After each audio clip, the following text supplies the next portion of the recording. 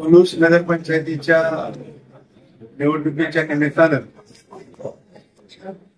या विभागाचे आमदार डॉक्टर विश्वजित कदम यांनी सर्वसामान्य लोकांपासून प्रमुख नेते आणि सर्वांशी चर्चा करून त्यांनी आज संजीवनी सुहासराव दुधाळे यांचं काँग्रेस पक्षाचे नगराध्यक्ष पदाचे उमेदवार म्हणून नाव जाहीर केलेलं आहे.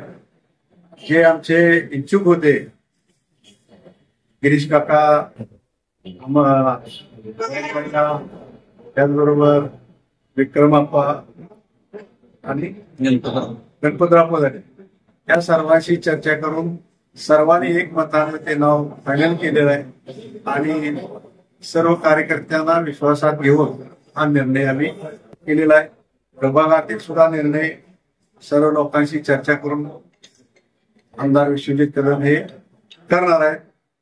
निश्चितपणे या इलेक्शनमध्ये चांगले उमेदवार, सक्षम उमेदवार देण्याचा आम्ही प्रयत्न करू.